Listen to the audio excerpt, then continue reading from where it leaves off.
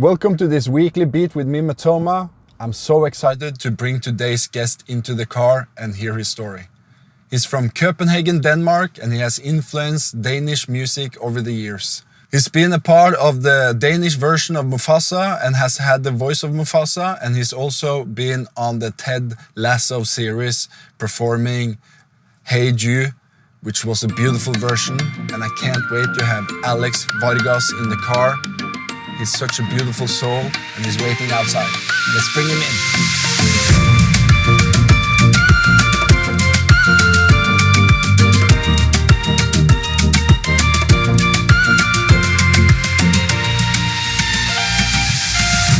Hey, dude. What's up? What's up? You good? Hey, I'm good. Good to meet you. Good to Hey, meet give you. me a hug. Hey, man. Beautiful energy. Yeah, man. Yeah. You having a good day? Yes. Or morning? Oh no, I'm having a beautiful morning. Nice. Yeah. Especially you in the car. you like I was watching you over there at the hotel, and I could just feel your aura. Like you have a beautiful, like strong aura. Like is it like your culture? Is it like that have formed you into this beautiful piece of just? I don't know. Human being? I honestly don't know. I'm sorry. I'm just processing the compliment. Yeah. No, you. But I don't know if it's my culture. I mean, I've been around and about. Yeah. But you don't look old either. So you have good genes. Thanks. Yeah. We have so much to talk about because I love your music and I love your voice. Oh man, this is what a great car to walk into. No, but you know, like I've been a fan for a long time, and just like you know, I love the Lion King, and you know, Right. and Danish for me isn't like the biggest language. Like it's not the biggest barrier when it comes to language. Oh, okay. But I just love like your versions of all the songs.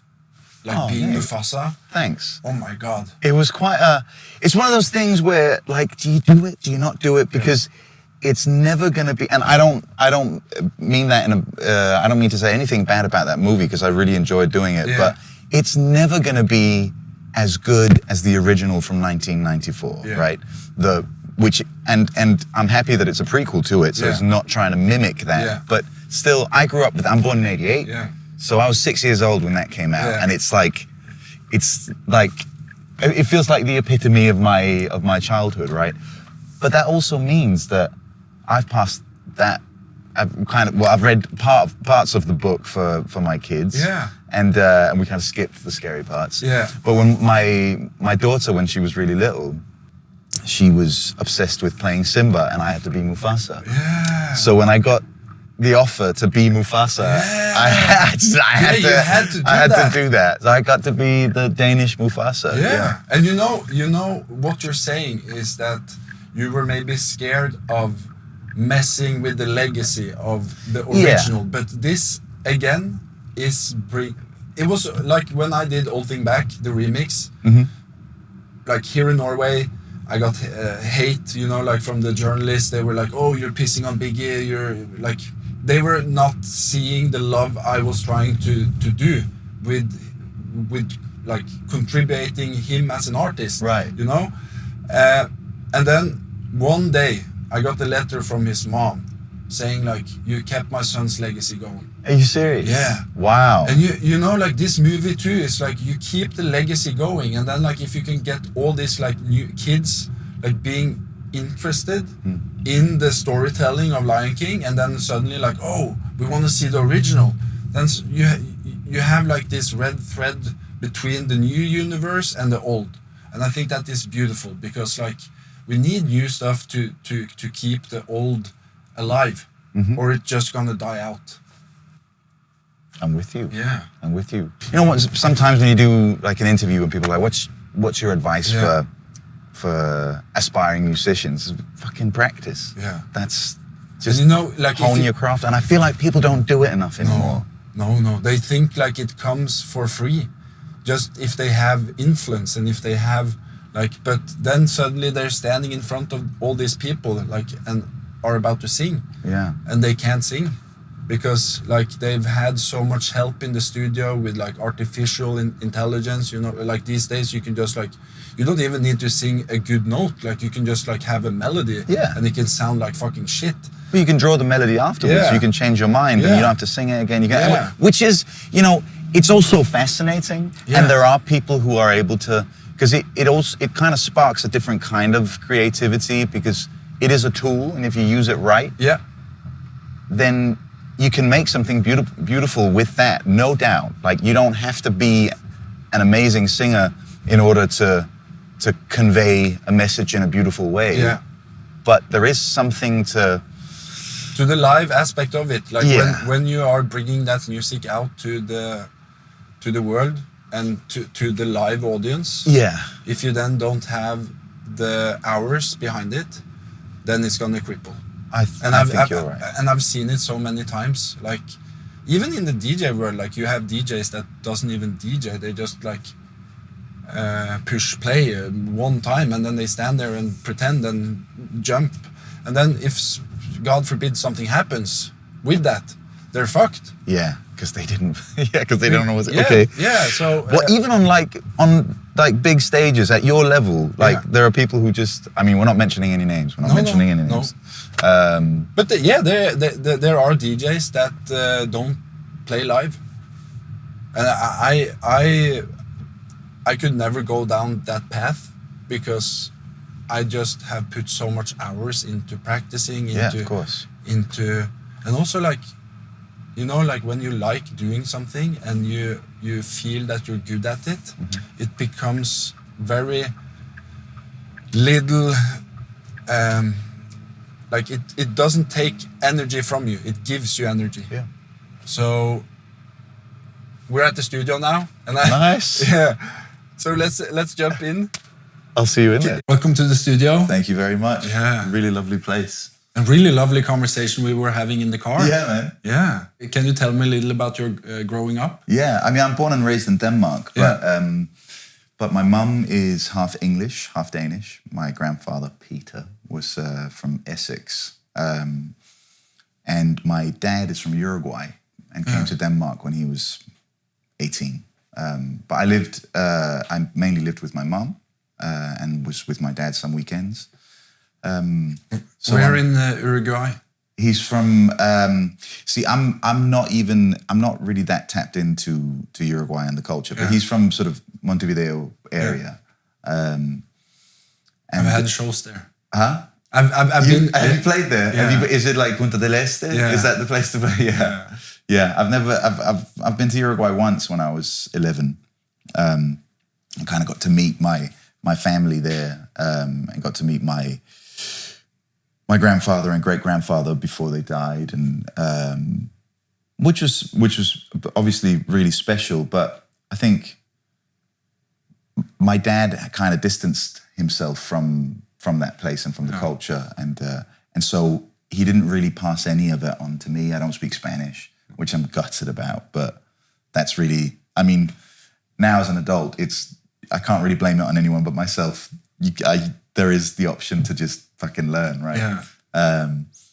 But I still think there's something, whether it's how do I put it properly? Whether it's like properly passed on to you, like deliberately passed on to you through your upbringing, or not, I think there's still something deeply rooted in you that wherever your kind of DNA can be traced back to. And I identify with my father, obviously, and when I look at him, even though his passport's Danish now and he's lived in America for years, he's back in Denmark, but even so, I see a Latin American man, and I identify with that, you know, as a man myself. So it's funny, I was having a conversation with my partner yesterday, and we were laughing at the fact that I have the ability to always make it sound like I'm different to everybody else. But I think I've had that feeling because growing up in Denmark, I did feel different because I looked at my dad and he looked different than most other fathers where I grew up outside of Copenhagen.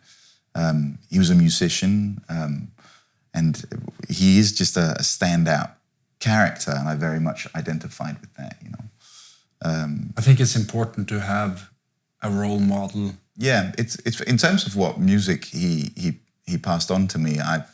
I distinctly remember when I was 5 years old. It wasn't really. He was a rock and roll fan from an early age, and as was my mum. My mum loved Queen, so Freddie Mercury was played at home when I was a kid, and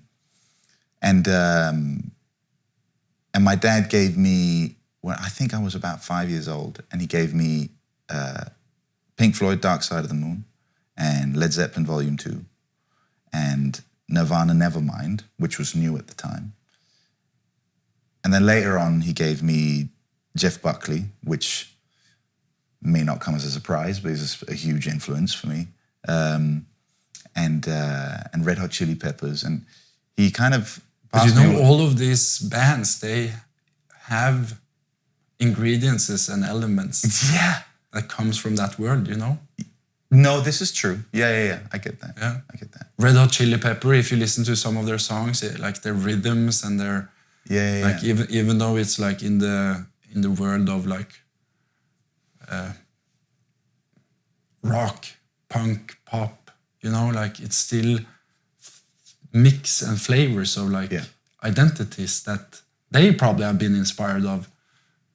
And you can hear that a lot of these elements, they root back to the Latin culture. Yeah. Like I'm obsessed with, for some reason, and it might sound quite basic, but I'm obsessed with percussion at the moment. Yeah. Like a good percussion track. It's like there's something in it that just, I don't need much else in a track at the moment. Or if I'm working on something myself, if I find a good percussion sample, or if I can actually accumulate something myself, or when I've got my drummer in the studio who's an amazing percussionist as well, like it just, if a good percussion track is like gold. It can, to me, it can really make a track. Obviously something that derives from that area of the world as well. In the music that you're creating right now, what are you the most excited about, except of percussion? In the music I'm making at the moment? Yeah. I haven't really been writing anything for a while because I've finished an album. Yeah. And it's for some reason this album is like when it was 95% done, the last 5% for some reason are just taking ages. Yeah. I'm just not doing it. And that's not like it's not necessarily a bad thing. We're releasing music and so on. There's just like this one line on one song that it doesn't even need writing. It just needs recorded. It just needs to be recorded because it's a lyric change that I've made, and it's taking ages, and it kind of has blocked me for a while from writing. But then, was it yesterday? It was yesterday. Yesterday, I decided to, because I was coming here, and I'm very aware that I'm flying to another country to create with another musician. I need to kind of open myself up here because I've kind of been closed off for a while. So I sat down, and whether it was just to practice or maybe like come up with an idea so that I wouldn't show up empty-handed. Yeah. And I came up with an idea, but I ended up writing a song. Which sounds kind of like something I've been working on for this album, but it feels like a new project. In the way that it relates to the album that I'm releasing at the moment is that I've kind of been focused on unity, in that I wanted to create these choruses that I didn't have to sing on my own. So I invited my band in to sing these choruses with me. I wanted the sound to be more of a collective thing, and it's been a fun experiment, and It feels good to hear a bunch of different people sing in unison. And then there are a few songs where I do it on my own. But how many people did you bring in the studio at the most? I think there's like 4 or 5 singers, but then everybody has layered themselves. Yeah. So we did a bunch. So how many layers did you end up having? Oh, I think there's like, on some of the tracks, there's like 70 vocals. That's amazing. 70 vocal tracks, I think. I don't know whether we had them all on the chorus, but then some of the recordings are 5 people around a mic or 3 people around a mic. And I tried to also not do it too polished. I wasn't too worried about the mic position and the setting of and it just get it in there. And then probably one song on that album that you are the most happy with. It kind of changes from day to day. Oh, it does? Yeah. So you're the same as me. One day you have a favorite and the next one... Yeah. Quite often I feel like your favorite song is the one that you've just written. Yeah. I think you're in a good creative spot if you feel like what you've just done is the best thing you've ever done, because it means that you're excited about your creativity here and now. For me, for example, like I can be my biggest critic, but I can also be my biggest fan. Yeah. One day I'm just like, oh yes, this is amazing, and then the next day I'm just like, oh fuck, I'm shit, you know? Mate, it's honestly, that was me 2 days ago. I was like, I'm gonna quit. And the whole way up here, this is kind of sad, but relevant for the conversation. The demo I recorded of that song yesterday, I've listened to it the whole way from Copenhagen to Oslo on repeat. I watched a little bit of Netflix on the flight, but as soon as I landed and I could get to my Dropbox again, I've been listening to it. I'm like, I'm really good. But then... Oh, that's a beautiful feeling. Yeah. I was... one time, I was flying back home from the US, LA to Oslo, and it was around November, I think, and I had just been in the studio with Michael Bolton doing a Christmas song. And I was just like non-stop listening to this Christmas song on the way back. And I was just like, man, I can't believe we wrote this. Like, it's so good. I can't believe you got to do a song with Michael Bolton. Yeah, that's fucking cool. That was amazing. But you know, and not only did we have such an amazing time in the studio where we were joking and laughing, and we had made this like WhatsApp group called the Christmas Sausage, because we had a guy from Liverpool who also was a part of the song as a songwriter, Neil Ormandy. I don't know if you work with him. No, I don't think so. A beautiful guy. Oh yeah? Yeah. Such like his personality is just like, amazing. And we were laughing so bad. And the session was going until like 4 a.m. and I have never seen a more dedicated artist as Michael. Like he was like maybe 1,000 takes throughout the day. You know, like we started at 2 p.m. and we were done at 4 a.m. and he was so committed. And listening to that song just like reminds me of like what you have been going through these last couple of days, because to have that moment where you're like, man, I'm really good, you know? That moment is priceless. Yeah. And that moment defines like the lowest points in your career as well, where you think that you're worthless and where you think that you're useless.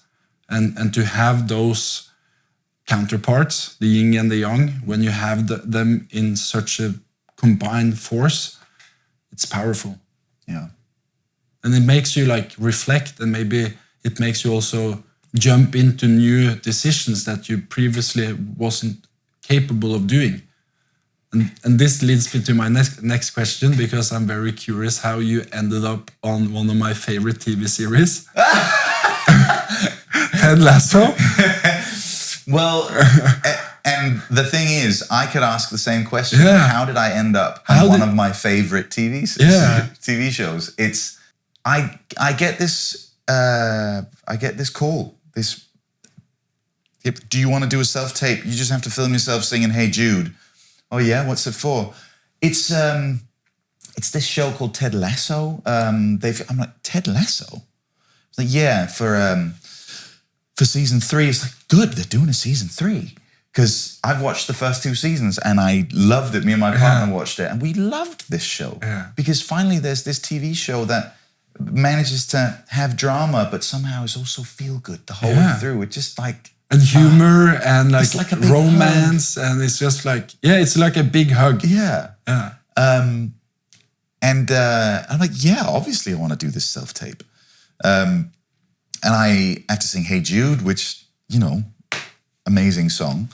So I film myself and I do my rendition of that. And I get the gig. But a few days later, I don't have the gig anymore. They've changed their minds. Big drama. And there's actually oh my God, I'm going to tell you the whole story. The shoot is at 8 in the morning on a Monday. I have a festival show in Denmark at 11 o'clock on the Sunday at night. So in order to get there in time, I have to fly really early in the morning or throughout the night, but there are no sort of normal people flights, which is what I usually fly with. And so we start looking into this like private jet situation. What can we do? I've never tried that before. So for me, I'm like, but I'm not even getting paid enough to pay for that flight. But we're going to do it because I want to be on Ted Lasso. Before we book the flight, they end up pulling me off the show because this is still during COVID times. So for insurance reasons, they couldn't have someone fly in from a different country and risk the whole thing being shut down because it's like a multi-million-dollar production, Hollywood, la-di-da. So they were like, we're going to have to find someone local so that we know this person is going to be on site. And it's because it was early in the morning and because I couldn't fly in the day before, they were like, it's too risky. And Mr. Ted Lasso is going to ask his friend to do it. His friend couldn't do it. And then he sees my self-tape and he's like, oh no, but that's our guy. That's the story I've been told anyway. We need this guy. I want him. So they come back and they're like, okay, we're back on. You're still doing it. 2 days before, the private jet gets booked. The plan is to have, just to kind of make sure that they feel safe over there, to have 2 planes in case the first one, I don't know, won't start or something.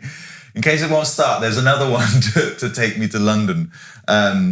So the plan is for me to rush off the stage. It's a small festival in southern Denmark. To rush off stage, get into a plane, sleep for 3 hours, 2 hours, or however long it's going to take, and go to a hotel, sleep for an hour and a half, and then go to set. 2 days before, one of the main characters, why am I forgetting his name now? Coach Beard. Falls ill.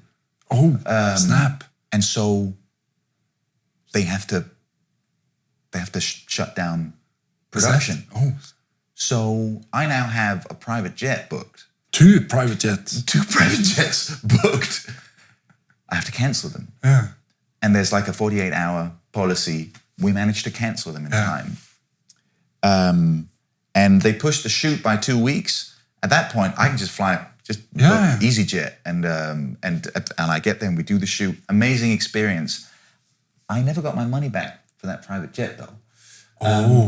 Because shortly after, the company goes bankrupt. No way! So that's so horrible. What the snap? I lost like 60,000 kroner. I've not told anyone this. I lost 60,000 kroner, but I was on Ted Lasso, so never mind.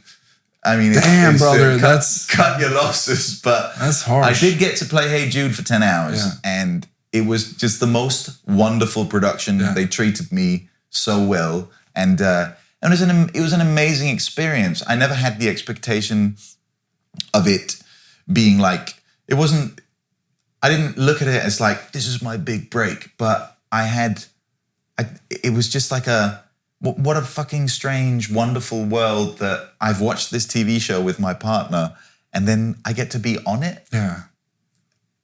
And I get to play one of my, like an all-time favorite song, and and they were all as nice as the show feels. Like it was like pure good vibes. So yeah, a strange experience, quite expensive. But I mean, I'm over it now. When you're old, this story is just priceless. Yeah.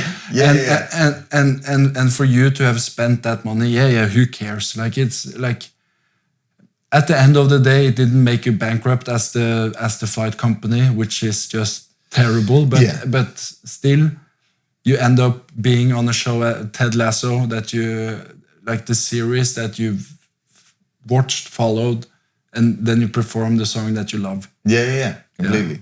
There's no there's no money in the world that would have ever bought you that happiness. Exactly, and that experience, it's like a once in a lifetime, and I have absolutely no regrets whatsoever. No. Yeah. So all the way from the car, talking about Mufasa to singing "Hey Jude" on Ted Lasso, what do you think we're gonna make today? That's a really good question. Yeah. I don't know. I've like I said, like I did sit down to kind of prepare myself a little bit, so that I wouldn't show up empty-handed. But you know, I love empty-handed. Yeah, I was just gonna say that's kind of that's the vibe of this studio. You know, yeah. It's like just from us meeting for the first time, me being inspired by you, hearing the story about Ted Lasso, you know, like, and I didn't know about but maybe we should write a song about private jets going bankrupt. Just this private jets company going bankrupt. Boom. Yeah. No, but I'm very inspired about this conversation, and also just like hearing how much your dad has influenced you in such a positive way when it comes to like your culture, your music, like. Maybe we should like look into some of your early inspirations, like in Pink Floyd, in Led Zeppelin. Maybe there's like some patterns there we can jump into and create some beats on top of that. Yeah, that sounds fun. Yeah, sounds really fun. One thing is for sure, we're gonna make some beautiful music today. I believe you. Yeah, I believe you. Amazing. Come on, hug it out, brother.